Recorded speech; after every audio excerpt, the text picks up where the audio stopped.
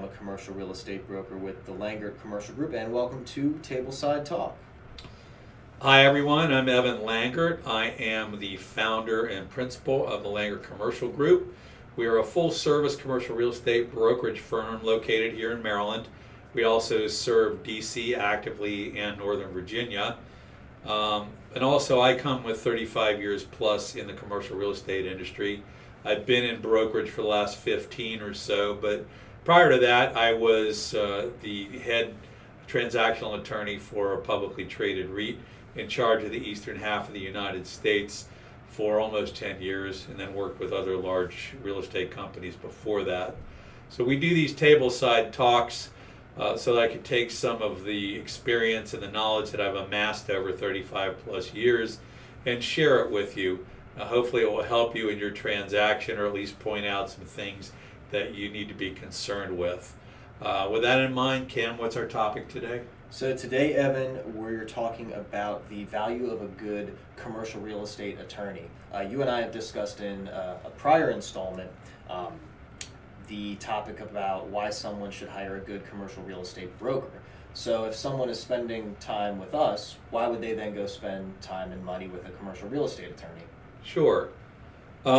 So they're different. I mean, there's two sides of the same coin. I'll just use leasing for an example. Like, you start off with a 3, 4, 5 page letter of intent that outlines the basic business terms for the most part of a lease. Some legal terms make their way into those. And then it turns into a lease that could be 40, 60, 80, 100 plus pages. And there are a lot of things that are in there.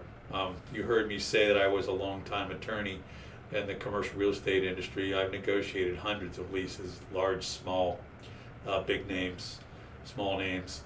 And leases are complicated and they're landlord oriented. So I sometimes joke, only half jokingly, their leases are either landlord oriented, very landlord oriented, or horrendously landlord oriented. So and your rights as a tenant under these leases, or your rights as a buyer or a seller under the contract, they're there in this document. And so you have to know what they say. People, I don't want to use the word sneak, but I am anyway, but people put things in there that are very favorable to them. They also leave things out that might be protections for you. I could think of 3, 4, 5 things off the top of my head that are almost never in any lease, that are protections that a tenant's going to want.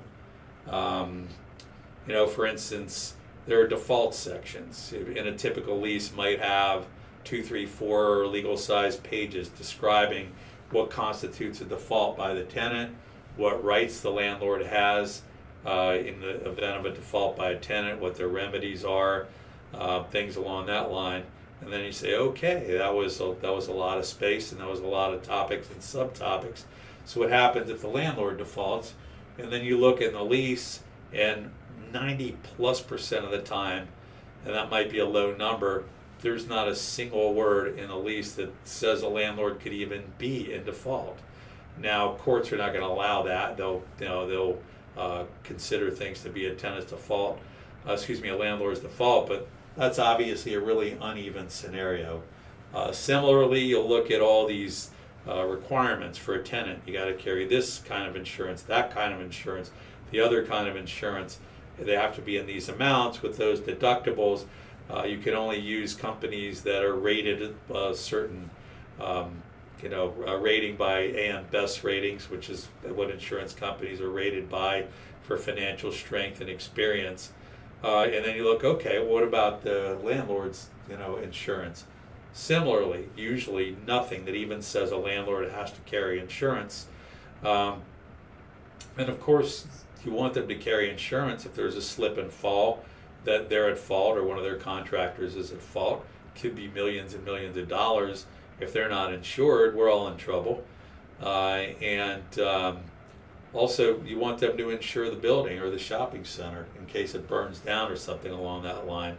So, I could make an entire reel of these types of things, but again, I'm not going to go through all of them, but there are 5 or 6 of these things that I can almost guarantee you are not in your lease. And that's just the starters.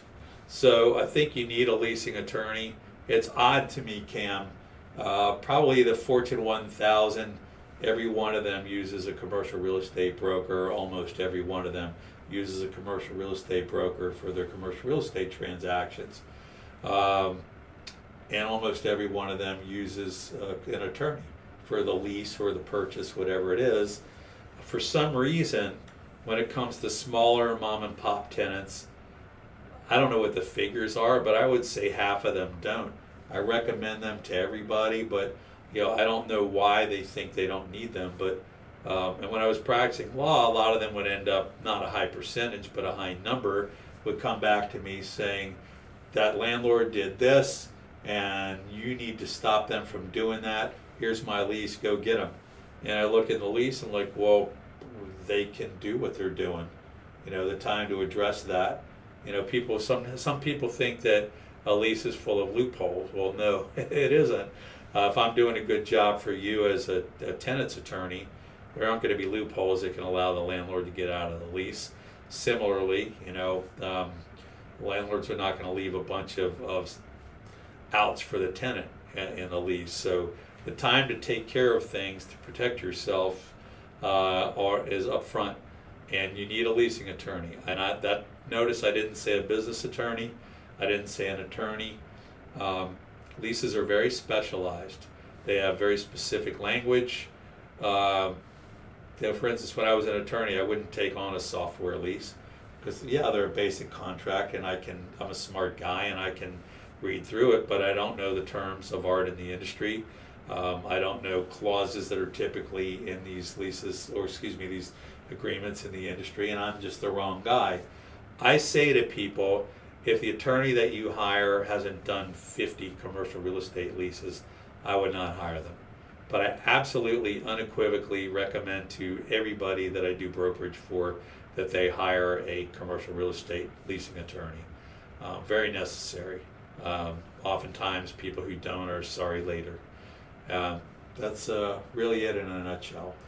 Now, could a commercial real estate leasing attorney also act as a commercial real estate purchase and sale agreement attorney? I would, again, go with the experience thing.